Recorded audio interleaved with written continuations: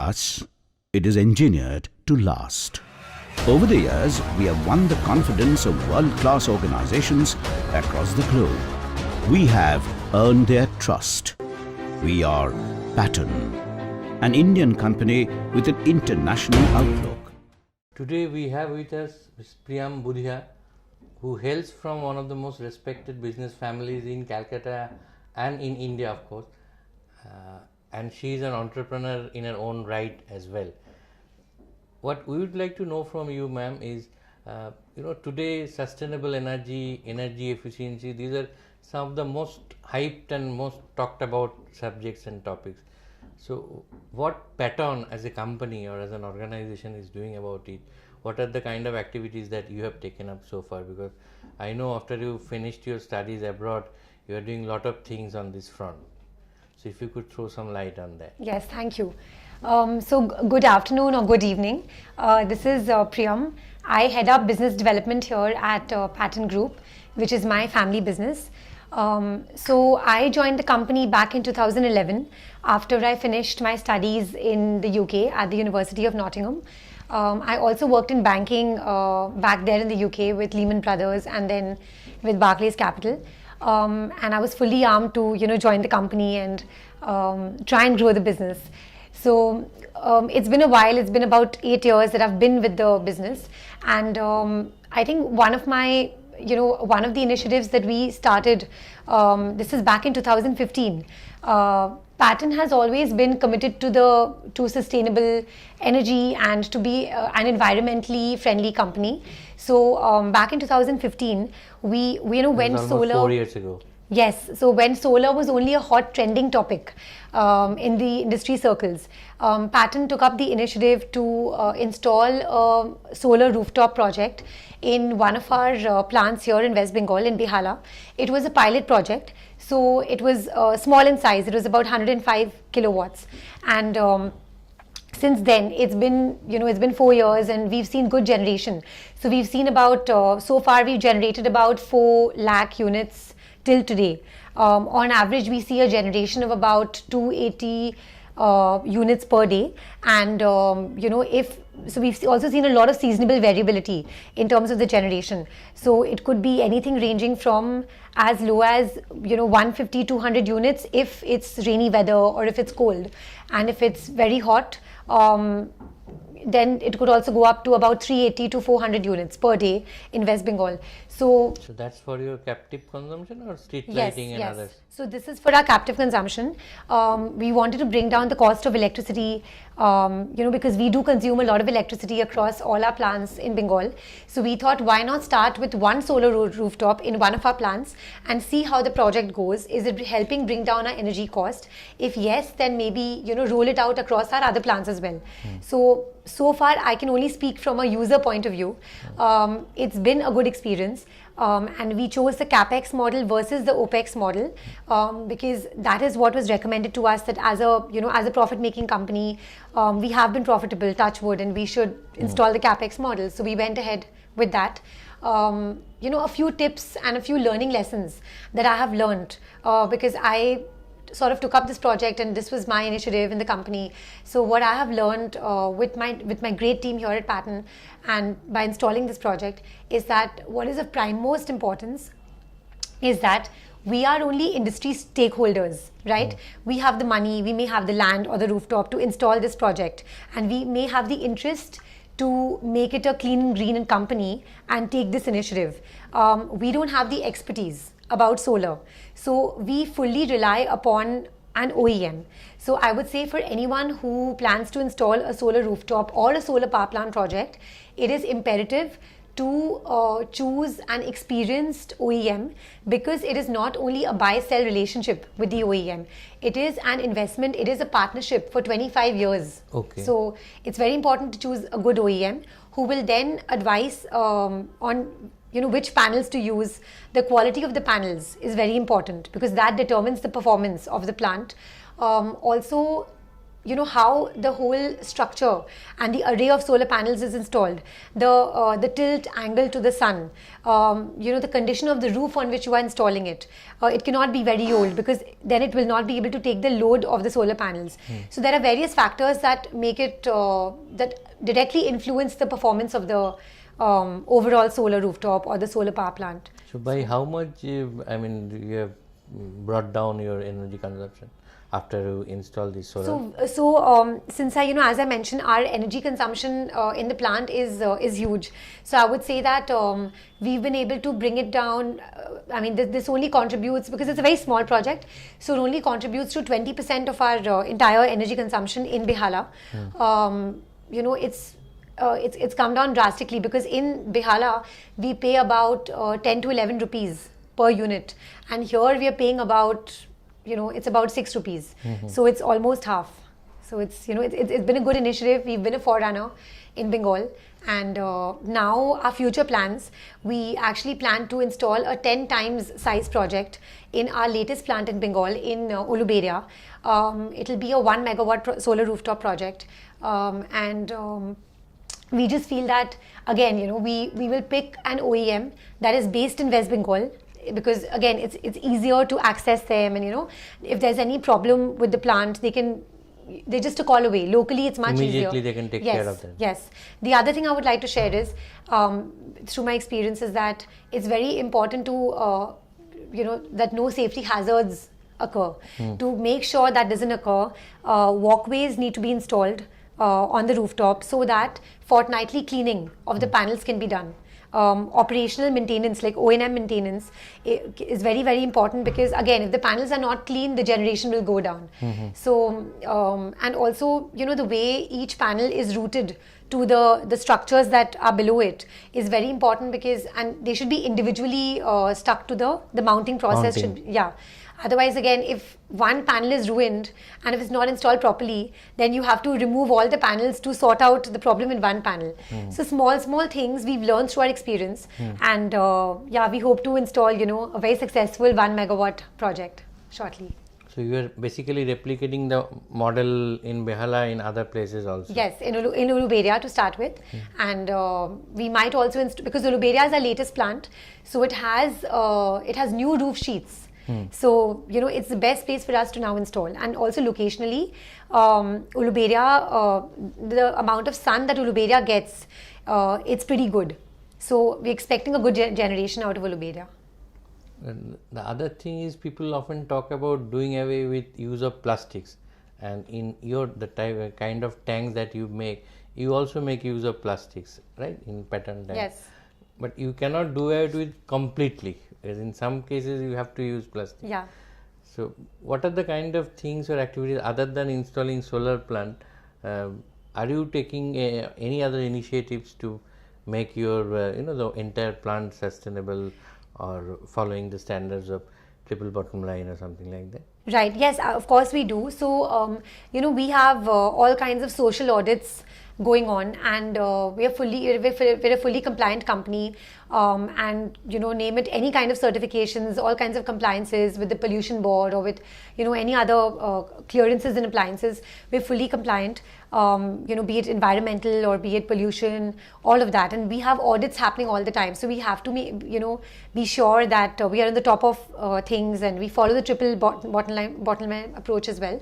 In terms of plastics, what you mentioned, so we there is a huge anti-plastic campaign going on all over. So one of our main business lines actually is plastics, but it's sustainable plastics. It's not plastic water bag, the water packets that are used, or plastic water bottles, which is what is harmful. What we manufacture is plastic water storage tanks, the life of which is, it could be 10 years, 15 years.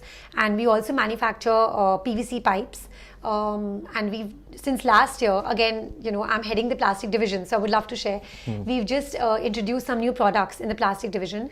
One is material handling solutions. So we've just started with crates, which is FMCG crates, fish crates, milk crates, industrial crates as well. And we've supplied to the likes of, say, Mother Dairy or Keventers, a Thakkar Dairy or an Anmol.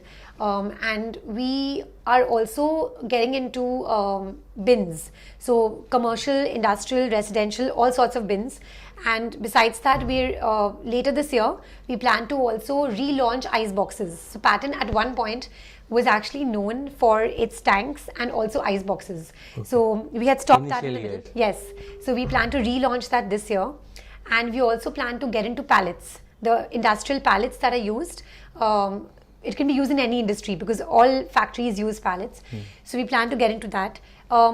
Since the lifetime of all of these plastic products we do, they're all huge in size. And the lifetime is pretty big. It's anything from like 5 years, 10 years, etc. So because of that, these are sustainable plastics. These are not the plastics which are harmful to the environment. The other thing we do, in terms of sustainable energy is we also do the groundwater recharging and the rainwater harvesting. We've installed a lot of rainwater harvesting projects across Bengal and even in the suburbs. So this is something that, we've been doing for the last couple of years. Given that we've already been in water storage tanks, it was the only obvious, next thing to do. So these activities you are taking up outside your plant. I mean, not necessarily within the plant, but outside also. Outside the plant, it's across West Bengal. It's so also that's part of your CSR activities, or it is part. So some of it is part of a CSR. Like we've also installed the rainwater harvesting in the Sundarbans. So in Darjeeling also you have done some. Yes. So some of it is CSR and some of it are commercial projects as well. So, and we've also, I would like to mention, we've also started doing roller tanks, which is an innovation. So these are like tanks which have, these handles, which is especially made for the rural women. So they don't have to carry the tanks, and they can just simply, push the tanks, and it's easy for them. So these are roller tanks, and, it's also been, it's been endorsed by the CM, and she's very happy we've launched this project. So you have already rolled this out? Yes, yeah. And all these new products are being branded under Pattern? Or? Everything, yeah, it's all Pattern. Yes. Including those crates and yes. So it's all under the Pattern Plastic division. So these are some of the new products we've launched, and we're constantly, we have a great team which believes in innovation and R&D. So any new plastic products or projects, we're open to new ideas, and we love Kaizen, which is continuous improvement, and we believe in learning. And since I'm young and I have a young team, so we're always looking at new projects, new products, and what more can we add to our portfolio? How can we better our processes? We're open to any kind of ideas and learning. And how has your studies abroad, and you stayed abroad for so many years? How has it helped in adapting to changes or embracing innovative ideas and implementing these new activities and new things? So I studied management, and which could also be called the jack of all trades and master of none. That's what I did. So I learned a little bit of everything from marketing, HR, strategy, finance, entrepreneurship. So, and I also went to LSE after that and studied a couple of short courses on entrepreneurship. And so given my experiences abroad and having worked in banking, which was a little bit of, deeper finance, I kind of was always, leaning towards something new, entrepreneurship, innovation. This is what always caught my fancy.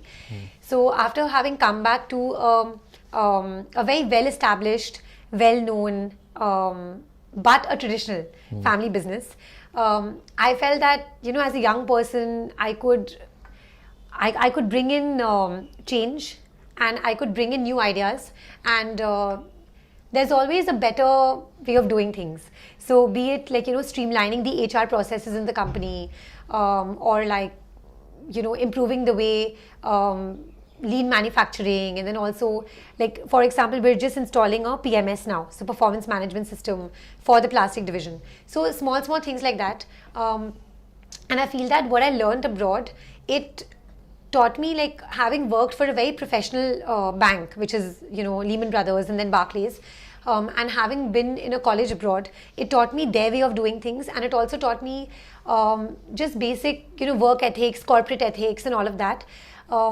And having been in a very structured, streamlined, system-driven environment, process and system-driven environment, to India, where it is more people-driven. right? It's more like people driven, emotion driven, and we're kind of now, because of the advent of technology and even social media, and so many like sophisticated apps being developed. I feel that even traditional Marwari family businesses are moving towards adopting new technologies. They're open to this. So I think that's where I come in. I'm constantly looking out for any new apps which are being developed, so that we can optimize and make things more efficient in the company. So I think just studying abroad, working abroad, it gave me a fresh perspective towards things, and I'm trying to get the best of what I've learned Whatever. and apply it here in my business. As you mentioned that you have gained, enormously by use of the solar plant or maybe rainwater harvesting. Yeah. And you have also taken up projects outside the plant, a separate independent plant. So is it possible going forward that maybe these divisions you can spin off a separate unit which will take care of your rainwater harvesting projects, or maybe some standalone solar projects? Is it possible going forward? No, I don't think so. So rainwater harvesting is a part of our plastic division. So far, we've done it as CSR, and we've also installed some commercial projects. But yes, we do. We do plan to get into it whole hog as well. We're open to many more commercial projects, and we are in a place to do rainwater harvesting projects for others. So, but spin-off is a different division, not really, because I think it fits very well in the plastic division. In terms of solar projects, as I mentioned again earlier, is that we are an industry stakeholder. We have the interest to continue to be a sustainable company. So we are open to developing more and more solar projects for our own captive consumption. But doing a solar project for someone else, we are not in that place, because we are not an expert in solar. So I still need, like, say, an implementation partner who will guide me right from the beginning as to which solar panels to use, because the technology keeps changing. Should you use monocrystalline panels or polycrystalline panels, or amorphous panels? That keeps changing. So that, or like, lots of new things keep coming in solar. Now Or they're should you- talking about films also, instead of those panels, they're just solar films. Yes, that also, the thin film technology. films, So that, or should we install, say, a solar tracker? Is it commercially feasible? So these are all things I think we still need a consultant, a good OEM to work with. We are not in a place to become a solar expert for others. So whatever we install now, and I think even in the future, it will be for our captive consumption. And be it solar or rainwater harvesting, one important aspect is awareness, creating awareness. Yes. So are you doing anything about it? General awareness, because Pattern as a group takes up so many CSR activities. It's visible Yes. all around. Yeah. So are you doing anything about this? So awareness about Awareness- solar, or awareness? Both solar and rainwater harvesting. Because one important aspect is use of plastic in a proper manner. Yeah, Don't just even use of water. yeah. Don't waste water, or maybe don't throw plastic here, there, and Right. everywhere. Those kind of thing. So we do, in terms of awareness, solar wise and rainwater harvesting. So one is social media. I think these days it's very important to have a social media presence, because that's where things go viral. That's where people take notice, be it all age groups. Believe me or not, my grandfather is one of the most active on social media. So yes. So, and people share videos on WhatsApp. And again, so I think WhatsApp videos, and even again social media like Facebook, Instagram, all of that. So we keep our online presence. We keep doing different kinds of social media campaigns, and we kind of raise awareness about what we are doing, and on social media. And besides that, on the road as well, in terms of so I've participated in a bunch of solar talks here in the city, where they've invited me to talk about our experience as a user. So that's where I share my experiences to what I've done so far, and what, as a company, what our future plans are with regards to solar. So any platforms that that come about, we're happy to share what we're doing. And if there's someone else who wants some kind of advice about what we did and why we did, I'm happy to share anytime. So now water is perceived to be a very scarce commodity. That everybody is talking about it's going to be an alarming situation. Yeah. Maybe 2, 3, 5 years down the road, and you are into a business which talks of storage of water. Yes. So there should be a natural tendency to propagate that line of thinking, how to store water. And so it's there in your. So we do a lot of, in the plastic division, how we work is we obviously have our sales team, and then we have our dealer network and sub-dealer network, all of that. So we do a lot of, dealers meets and retailers meets and all of that. And in these dealers meets, we give presentations about, water conservation. And because if our dealers understand what we do, why we do, we don't want them to just take our product and sell it, because if they are not fully informed about the product they are selling, if they cannot sell it. Exactly. So if to fully educate them, we do seminars, we keep doing workshops where we train our sales force, we train our dealers as well, and in these meets we spread information about what we are doing and why we are doing, which is the water conservation. So these are some things we do, and we also actually have a car which is called Pattern on Wheels.